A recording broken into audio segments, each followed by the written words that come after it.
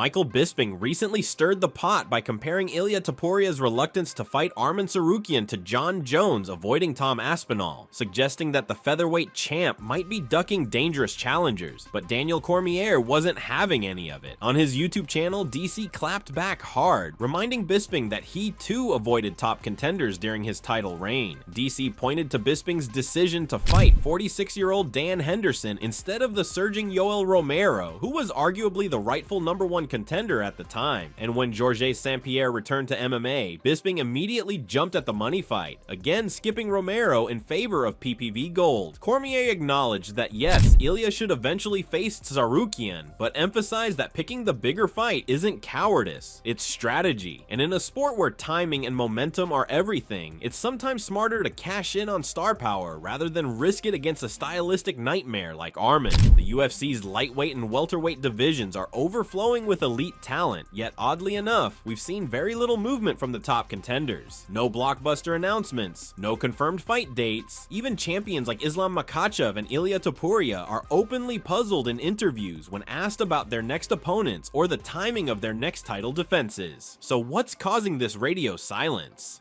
MMA insiders Josh Thomson and Big John McCarthy may have cracked the code.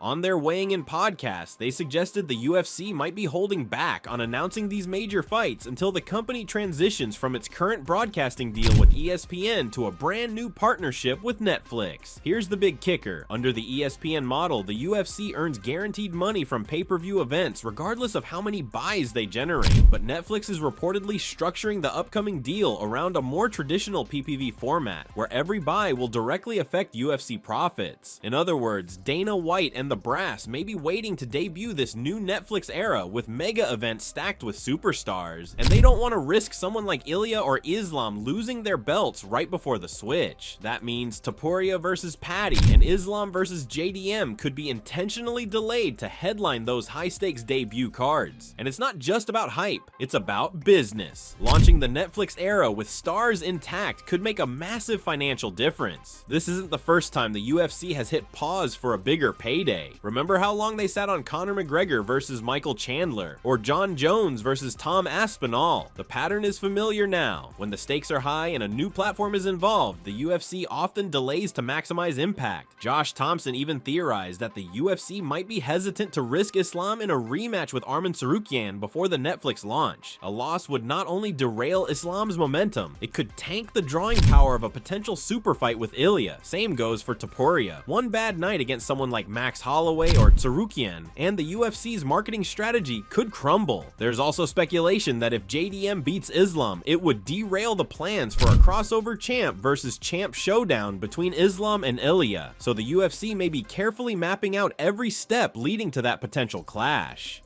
The fan backlash against Topuria has reached meme levels. Social media is flooded with duck emojis, suggesting he's dodging Arman. Meanwhile, Arman leaned into the joke, posting a viral clip of himself literally chasing a duck through the streets, fueling the narrative even more. But Daniel Cormier is calling for fans to pump the brakes, arguing that what Ilia's doing is no different from what champions have always done: chase legacy-defining fights that bring the biggest spotlight and the biggest paycheck. Just when it seemed like Conor McGregor was finally gearing up for a return to the octagon, a legal bombshell has dropped. The former double champ has officially lost his appeal in a sexual assault civil case in Dublin, and the fallout could affect his UFC comeback. Conor had previously claimed to have new testimony that would clear his name, but that evidence was later withdrawn. Now, he's reportedly facing perjury allegations for attempting to use questionable information during the appeal process. The judge dismissed the appeal, stating there was no credible basis to overturn the original ruling. McGregor wasn't even present in court for the decision. This ruling comes right as Conor re-entered the USADA testing pool, marking the beginning of his 6-month return window. He posted his blood and urine sample results on social media, showing that he's taking the first step back toward competition. But now, with a courtroom cloud hanging over him, McGregor's already shaky comeback could be on even thinner ice. The UFC hasn't officially canceled McGregor versus Chandler yet, but questions are swirling. Will Dana White still go forward with promoting the Notorious while he's knee-deep in legal trouble? Would a third fight with Nate Diaz make more sense now than the Chandler matchup? One thing's for sure, McGregor's return will come with more noise outside the cage than inside it. In one of the most unexpected confrontations of the year, undefeated featherweight Movsar Evloev flew straight to Petr Yan's city for a face-to-face meeting after a misquoted interview sparked a social media firestorm. During a podcast appearance, Evloev was asked if he'd ever fight fellow Russian fighters. He respectfully declined fights with Zubaira Tukhugov and Zabit Magomedov due to cultural and regional loyalty. But when asked about Petr Yan, he said a potential fight at 135 could be exciting, strictly as a sporting challenge. The problem? A clipped version of the interview made it sound like Evloev was calling out Yan while refusing to fight others out of respect. Yan wasn't happy. He fired off a tweet questioning Evloev's accomplishments and suggesting he earn his stripes before talking big. Instead of clapping back on Twitter, Movsar booked a flight and showed up in person. When they finally met face to face, Yan admitted he hadn't seen the full interview and backed off, even deleting the original tweet. That's how you handle drama like a pro. No tweets, no beef, just facts and a plane ticket. As we gear up for another action-packed weekend at the UFC Apex, several major fight announcements have been confirmed across upcoming cards. Let's run through today's UFC updates and new matchups added to events in Paris, Perth, Rio, and more. UFC Paris just got a major boost with the addition of fan favorite Benoit Saint-Denis, who will take on rising prospect Mauricio Ruffi on September 6th. Saint-Denis is looking to build momentum after a solid bounce-back win over Kyle Prepolek, showing he's still a dangerous force at lightweight. His opponent, Brazil's Mauricio Big Mouse Ruffi, is riding an impressive 3-fight win streak and remains undefeated in the UFC.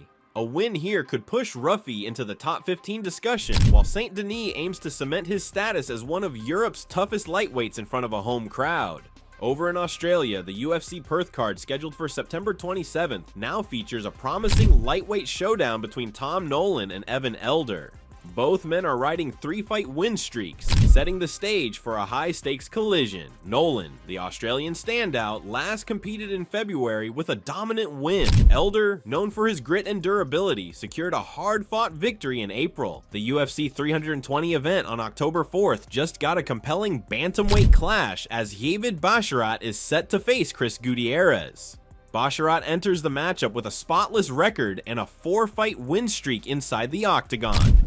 His mix of striking, wrestling, and fight IQ has made him one of the most intriguing prospects in the division. Gutierrez, on the other hand, brings experience and momentum, having won his last 2 bouts. With his dangerous leg kicks and unorthodox rhythm, this will be a real test for the undefeated Basharat. The UFC has officially confirmed that the Fight Night event in Rio de Janeiro on October 11th will feature a high-level women's bantamweight clash as Irene Aldana takes on Beatriz Bia Mesquita, a grappling legend entering the UFC spotlight. Mesquita is a 10-time World Jiu-Jitsu champion, ADCC gold medalist, and recently claimed the LFA bantamweight title before making the leap to the UFC. All eyes will be on how she performs against Aldana, who has been a perennial top contender in the UFC's 135-pound division.